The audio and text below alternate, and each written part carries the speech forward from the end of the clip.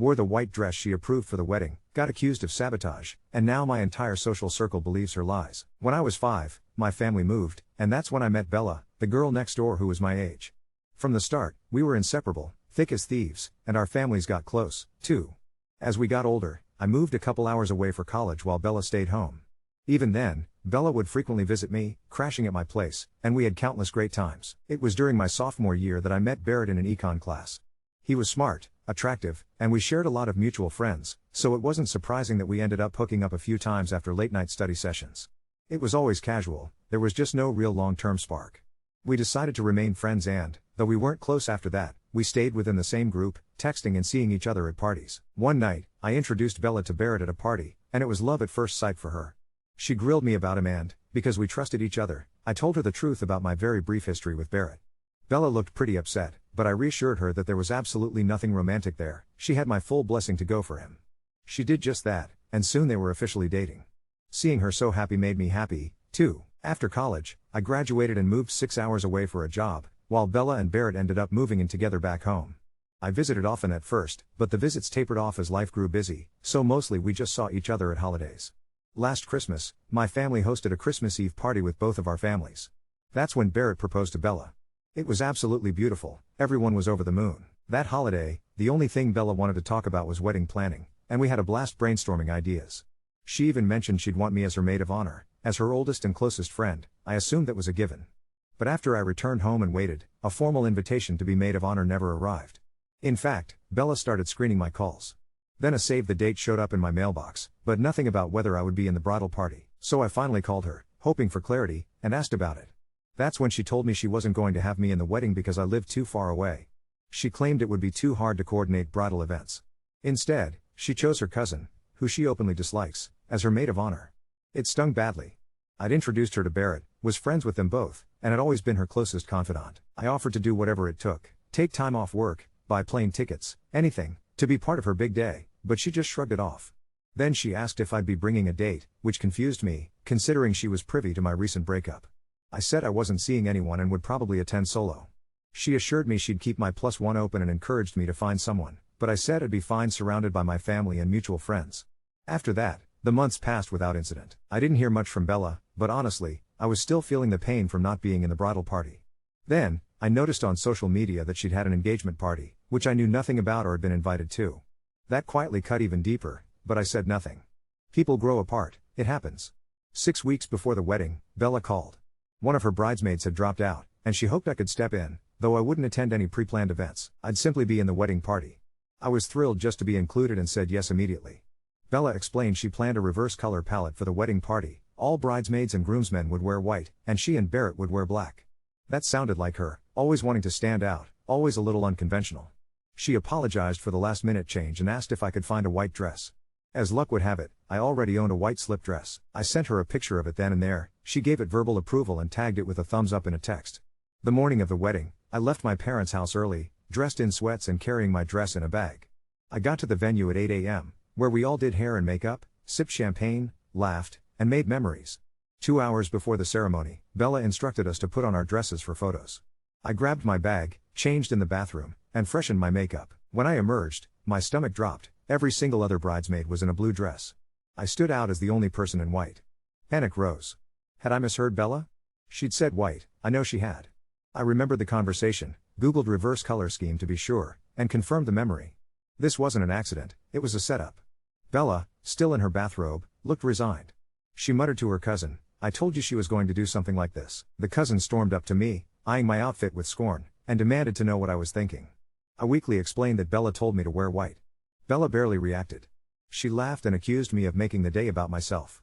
Then her cousin started screaming, ranting about my alleged jealousy, claiming I was in love with Barrett, and calling me unhinged.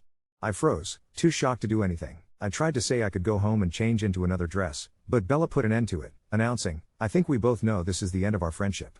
I've given you too many chances. It's time for you to go. The tears started as I fled the venue, leaving all my belongings behind, sobbing in the white slip dress. 30 minutes later, my phone exploded with texts. Messages from friends, acquaintances, and even my own mother accused me of jealousy, of trying to steal the spotlight, of being unstable and cruel. The pain was excruciating. I did what anyone would do in my place, raided my parents' liquor cabinet and drank. When my parents got home, my dad wouldn't even look at me. My mom and I couldn't even have a productive conversation. She outright refused to believe I'd been told to wear white. I was baffled. Why would she not trust me? That's when it all clicked. She mentioned everything else that happened. I demanded to know what that meant. The hours that followed revealed everything. Bella had spent months weaving an intricate web of lies, painting me as an unstable, obsessed ex-friend madly in love with Barrett. She told everyone that I'd forced her to choose between us, that I'd said I couldn't support her wedding, that I melted down before the engagement party and that's why I wasn't there, and on and on. In her stories, Bella was the patient, supportive friend managing my unrequited love, and I was the villain barely holding it together. The lies were so deep, even my mother didn't believe me, until I handed her my phone. I asked her to read every text exchange between me and Bella, to look for any trace of drama. While scrolling, she came across the photo of the white dress, complete with Bella's approval, something I had almost forgotten about. The lack of evidence for all these wild stories and the picture of the approved dress flipped my mom's perception. She was horrified at how she'd bought into Bella's scheme. We called my dad in to explain, and he was only barely kept from storming over to confront Bella and her family. Later, my mom still said I was a bit of an asshole for assuming it was okay to wear white to a wedding. I should have checked with the other bridesmaids, she said, as was my responsibility. I accept that criticism, I own that mistake, but none of that changes the fact that I never meant to hurt Bella, and she had been secretly setting me up for this humiliating fall for months. Hungover and raw, the next morning I sent screenshots of my call history and the photo of the dress to everyone I could. Unfortunately, being a graphic designer worked against me. Most people assumed I'd fake the evidence. If I had, trust me, I could have made a far more convincing forgery than a simple thumbs up emoji. So now, almost everyone except my mom, dad, and one of the other bridesmaids, someone I barely know, Bella's friend from college, think I'm the villain. That one bridesmaid found me on social media and DM'd me, saying she knew from the shock on my face that I was telling the truth. Apparently even she thought the wedding events were horrifying and planned to go no contact with Bella too. So, out of hundreds of friends and family, I have 3 people left who don't think I'm a liar or a monster, all because I followed the bride's specific request and wore the white dress she approved. My reputation is in ruins and my life has taken a devastating blow. I truly don't think I'm the asshole. Update 1. After debating with myself for a while, I finally decided it was time to share an update. For my own safety, this will probably be my only update, but after everything that's happened, maybe you'll understand why. A lot of people have wondered, why would my mom just sweep things under the rug when she heard all those awful lies about me, rather than check in or confront me? The honest truth is, I'm an apostate. Last year, I left the religion my parents had raised me in, the same faith Bella is still active in, holding all the credibility with that community. My politics don't line up with theirs, either. For my mom and dad, I was a sinner, supposedly capable of any bad thing, simply for turning my back on biblical principles. And this isn't just my parents, it's the entire religious circle we're part of in this small town. Despite all that, I tried to keep a relationship going with my parents. I'm their only child, they're all I've got. But the distance was always there. For instance, I left them in the dark about a lot of details concerning my breakup, anything that would reinforce their worst assumptions about me. It's also why I hadn't visited home in over a year, and one of the reasons I thought things were awkward between Bella and me, too. I just felt like explaining this context was important. Honestly, I expected everything at the wedding to finally shatter what was left of my relationship with my parents. But odd as it might sound, it actually ended up pulling us closer together. I think, for them, most of their hang-ups about me leaving the church had more to do with worrying about how it made them look in the community. Now that the worst has happened, that same community's turned on me, and they've circled the wagons. My parents have waged a full-on holy war on my behalf these last few months. It suddenly feels real, my parents care about me, even though we're different people. In this strange way, all this awfulness was kind of a blessing. The awkwardness between us has faded, they've picked my side. We even managed to have a great holiday together. For that reason, I can't say I regret what happened. In the aftermath of the wedding and everything that followed, I took the advice of many and sent a screen recording of every text message I'd exchanged with Bella, all the way back for months, to counter her lies about me being unstable, and to share my side of the story. What happened next pretty much broke everyone into 3 camps. First, there were my high school friends, almost all religious, and hopelessly brainwashed by Bella's whisper campaign. None of them took my side, except the one bridesmaid who had already reached out to me. Then, there were my college friends who were closest to me. Not a single one of them had even heard Bella's slander, and they all believed my evidence right away. A few even told me they never liked Bella. Turns out, she'd been talking trash behind my back for years. That was a shock, but also a weird relief, because these are the friends I truly care about keeping. It looks like I won't lose them after all. The college friends who were closer to Barrett? They didn't care much. Drama-averse dude bros, a lot of them. They aren't hostile anymore, but they aren't exactly supportive, and I'm fine leaving it at that. Bella's entire extended family was a lost cause. I tried, around Christmas time, to visit her parents, people who were like a second family to me. They wouldn't even open the door. I ended up leaving a letter, which went ignored. Eventually, life settled into a weird new normal, and I poured myself into my work, trying to get on with things. My holidays were just me and my parents at home. Things felt okay. Then came the bombshell. On January 1st, I logged into an old email account that I hadn't touched in ages, just to reset a password. One of those New Year, digital housekeeping moments led me to comb through my old messages before closing the account for good. There near the top was an email from my ex, subject line, I win. Nothing could have prepared me for that gut punch. I freeze up even now, just thinking about it.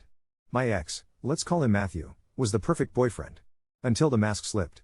After our first year together, he became disturbingly controlling, policing what I wore, what I ate, who I talked to, even what I posted online.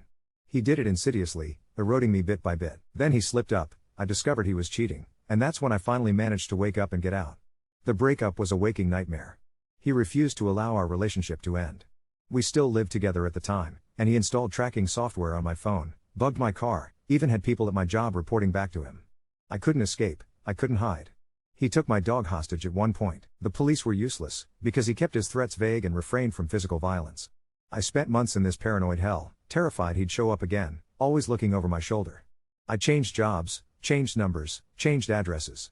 I swapped email accounts, made every social profile private, yet I missed this one account.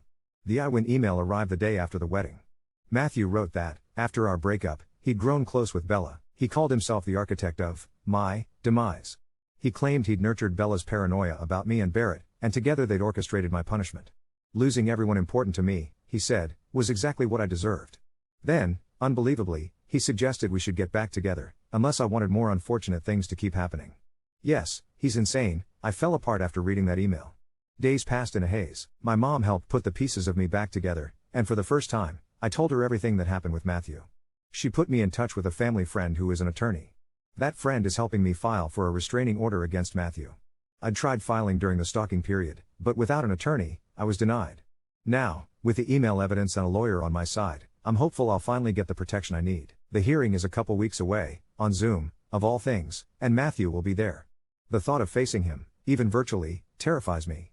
If you're reading this, Matthew, please understand, you scare me, but if you come near me, I swear I will tase the fuck out of you. Once I had started to feel safe again, an awful realization hit me. I had in my possession absolute proof that the wedding was a setup. Part of me wanted to blast this evidence to everyone, but shame still held me back, shame about having been in an abusive relationship. In the end, I forwarded the email to Barrett, with a brief explanation. He never responded. I have no idea what happened in their house after that, but 2 nights later, Bella drove drunk to my parents' house. In her inebriated state, she ran over the mailbox while trying to park in the driveway. My parents answered the door to her wild screaming, accusing me of being a home-wrecking slut. Amidst her ramblings, my parents pieced together that Barrett had left her. Her parents were called to come fetch her, they lived next door, and my dad said they seemed deeply embarrassed. Some would probably celebrate Bella getting her comeuppance. But I can't. I've been ensnared by Matthew, too. I know firsthand how persuasive and manipulative he can be. Bella, just as I did, fell under his influence. He destroyed her happiness as surely as he tried to destroy mine. Yes, she made her decisions, and I can't ever let her back into my life. My top priority now is my own safety. Anyone with ties to Matthew is someone I have to avoid. Bella will have to forge her own way out. Now, there's a role opening up on my team in another country, a manager position. It would be a promotion, and my boss is encouraging me to go for it. It would mean even more distance from my parents, which would be hard, but perhaps life on the other side of the world is the only way to truly feel safe again. Right now, I honestly don't have a clear ending for this story. I'm just tired. Update 2.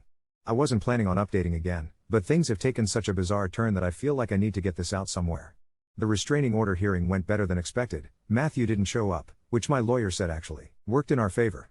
The judge granted a temporary order, and we're working on making it permanent. For the first time in months, I felt like I could breathe. I decided to go for the international position. The interview process was grueling, but I got the job. I was supposed to start in 6 weeks, which gave me time to tie up loose ends and spend some quality time with my parents before moving halfway around the world. Everything felt like it was finally falling into place. Then Barrett called. I almost didn't answer. I blocked his number after he never responded to my email about Matthew. But he called from a different number, and something in his voice when he left a voicemail made me call back. He sounded broken. We met at a coffee shop 2 towns over. Barrett looked terrible, dark circles under his eyes, like he hadn't slept in weeks. The first thing he said was an apology. He told me he'd gotten my email about Matthew, but Bella had seen it first. She deleted it and told him I was trying to manipulate him into leaving her. It wasn't until she showed up drunk at my parents' house that he realized something was seriously wrong. Here's where it gets twisted.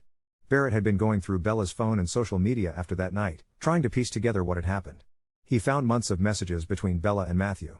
But it wasn't just about orchestrating my downfall, they were having an affair. The whole time she was engaged to Barrett, she was sleeping with my psychotic ex-boyfriend. Barrett showed me some of the messages. I wish he hadn't. Matthew had been feeding Bella lies about me being obsessed with Barrett, yes, but he'd also been telling her that I was unstable and dangerous. He convinced her that humiliating me at the wedding was the only way to protect Barrett from me. The sick part? While manipulating her into destroying our friendship, he was also convincing her that she deserved better than Barrett, that she should be with someone who really understood her. Barrett found hotel receipts, discovered they'd been meeting up whenever Matthew was in town for business. The engagement party I wasn't invited to? Matthew was there as Bella's secret guest. The whole thing was orchestrated to keep me away so they could continue their affair without risk of being caught. But here's the part that made my blood run cold. Barrett found messages where Matthew was pressuring Bella to get pregnant. He wanted her to trap Barrett in the marriage, then leave him for Matthew after the baby was born. He was planning to use the kid as leverage to keep her under his control permanently. Barrett looked haunted when he told me this. He said he'd confronted Bella about everything, and she'd completely broken down. She admitted to the affair but claimed Matthew had been manipulating her, that she'd been confused and vulnerable. She begged Barrett to work things out, promised to cut contact with Matthew, even suggested couples therapy. Barrett said he might have considered it, if not for one thing. When he was going through her phone, he found a voice message from Matthew sent just 3 days before our conversation. Matthew was furious about Barrett leaving, calling Bella an idiot for getting caught. But then he said something that made Barrett's blood run cold. "Don't worry, I'll handle this. She won't be a problem much longer." Barrett thinks Matthew was talking about me. He's convinced that my moving abroad isn't enough, that Matthew won't let this go. He wanted to warn me, but also, he had a proposal. Barrett wants us to pretend to be together. His reasoning is that if Matthew thinks I'm in a relationship with Barrett, the man he tried so hard to keep me away from, it might be enough to make him back off. Barrett believes Matthew's obsession with me is tied to his need to control and win. If he thinks he's completely lost, maybe he'll finally leave me alone. I know how insane this sounds. But Barrett made some valid points. The restraining order is just a piece of paper. Matthew has already shown he can manipulate people close to me. What if he finds a way to follow me to my new job? What if he convinces someone else to help him, the way he did with Bella? We agreed to start small. Barrett posted a photo of us having coffee, tagged me in it with a heart emoji. Within hours, my phone was blowing up. Messages from people I hadn't heard from in months, suddenly wanting to know if we were dating. My college friends were thrilled, saying they'd always thought we'd be perfect together. But the message that made it all feel real came from an unknown number that I'm pretty sure was Matthew. Enjoy it while it lasts. I'm scared, but I'm also oddly relieved. For the first time since this nightmare started, I don't feel like I'm facing it alone. Barrett and I have been through hell because of these two people. Maybe it's time we face them together. I'm still taking the job abroad. Barrett is looking into remote work opportunities. Turns out his company has been wanting to expand internationally anyway. We've agreed to keep up the charade for at least 6 months, see if it's enough to make Matthew lose interest and move on. I never imagined my life would turn into something this complicated. But after everything that's happened, pretending to date Barrett feels like the most honest thing I've done in months. At least this time, I know exactly what I'm signing up for. Update 3. I wish I could say our plan worked perfectly, but nothing in my life has ever been that simple. The fake relationship with Barrett started off better than I expected. We fell into an easy rhythm of posting occasional photos together, texting throughout the day, and he even came to dinner with my parents before I left for my new job. My dad actually said he'd always liked Barrett, which was both touching and infuriating given everything we'd been through. The move overseas went smoothly. Barrett managed to negotiate a remote position with his company, and we found a small apartment in the city center. For the first few weeks, everything felt almost normal. We were roommates playing pretend, but it was comfortable. Barrett cooked, I handled the grocery shopping, and we'd video call my parents together on weekends. I started to think maybe Matthew had finally gotten the message. Then Barrett's laptop got hacked. I came home from work one evening to find him staring at a screen, completely white. Someone had gained access to his company files and leaked sensitive financial information to their biggest competitor. Barrett was facing immediate termination and potential legal action, but that wasn't the worst part. Hidden in his downloads folder was a video file he swore he'd never seen before. When we opened it, my blood went cold. It was security footage from the hotel where Matthew and Bella used to meet, footage that showed Barrett entering the same hotel on 3 different occasions last year. The timestamps were from when Barrett was supposedly visiting his sick grandmother across the state. Barrett was frantic, swearing he'd never been to that hotel, but the footage was crystal clear. It was definitely him. Someone had either fabricated incredibly convincing fake videos, or Barrett had been lying to me about something major. The doubt crept in fast. Was this whole thing another elaborate setup? Was Barrett working with Matthew all along? Before I could fully process what I was seeing, Barrett's phone rang. It was Bella, sobbing hysterically. She'd gotten a package at her apartment, photos of her and Matthew together, but also photos of Barrett entering that same hotel. Someone had sent them to her parents, her workplace, even her church. Her life was imploding just like mine had. But here's where it gets really twisted. In her panic, Bella revealed something that changed everything. She told Barrett that during one of their hotel meetings, Matthew had drugged her drink. She'd woken up hours later with no memory of what happened, but there were photos on her phone, photos of her in compromising positions that she didn't remember taking. Matthew had been blackmailing her with them, threatening to send them to Barrett and her family if she didn't continue the affair. The hotel footage of Barrett? Matthew had bragged about it to Bella, claiming he'd hired someone to drug Barrett at a bar and film him being helped to a hotel room while unconscious. The dates matched perfectly with nights Barrett had told me he'd felt strangely sick after having just one drink during his grandmother visits. Barrett was as much a victim as the rest of us. Matthew had been collecting blackmail material on everyone in my life, orchestrating this whole nightmare for over a year. The laptop hack wasn't random, it was designed to make us turn on each other just when we thought we were safe. We spent the next week trying to piece together Matthew's full plan. Barrett lost his job, but his lawyer thinks they can fight the legal action with the new evidence we've gathered. Bella agreed to testify about the drugging and blackmail, which was brave considering how much she had to lose. But Matthew wasn't done. 3 days ago, I got a call from my mother. Matthew had shown up at their house with a ring, claiming he was going to propose to me and asking for their blessing. He told them Barrett and I had broken up, that I'd confessed I'd never gotten over him, and that I was flying home to be with him. He even had fake text messages from me as proof. My parents didn't buy it, they've learned to be suspicious of stories about me, but they were terrified. Matthew had detailed information about their daily routines, knew when they went to church, what grocery store they used, even which neighbor had a spare key. He'd been watching them. That's when I realized Matthew's endgame wasn't just about controlling me. He wanted to destroy every relationship I had, isolate me completely, and then swoop in as my only option. The fake relationship with Barrett was never going to stop him, it was just another obstacle for him to demolish. So Barrett and I made a decision that probably sounds crazy, but hear me out. We decided to make our relationship real. Not because of some romantic revelation or because we suddenly fell in love, but because we realized we work well together, we trust each other, and we're both tired of running from Matthew's manipulations. If we're going to have targets on our backs anyway, we might as well face it together as genuine partners. The transition from fake to real was surprisingly easy. We'd already been living together, sharing responsibilities, supporting each other through crisis after crisis. The only thing that changed was that we stopped pretending to care about each other and started actually caring. Our first real kiss happened 2 nights ago, right after we'd spent 6 hours on a video call with lawyers and FBI agents. Yes, it's gotten that serious. Barrett looked at me afterwards and said, "You know this is insane, right?" I laughed and said, "Everything about my life is insane. At least this time I chose it." We haven't told anyone about the change yet. To the outside world, we're still just the fake couple who moved abroad together. But privately, we've decided to stop letting Matthew dictate our lives. We're building something real out of the ashes of his destruction. I know this sounds like some twisted fairy tale, but I'm genuinely happy for the first time in over a year. Barrett makes me laugh, he makes me feel safe, and he's the only person who truly understands what we've both been through. Whether this lasts or not, whether we're making the right choice or not, I don't know. But I'm tired of living in fear. Matthew is still out there, still trying to control our lives from a distance. But for the first time, I feel like I'm winning. Not because I'm beating him at his own game, but because I'm finally playing my own.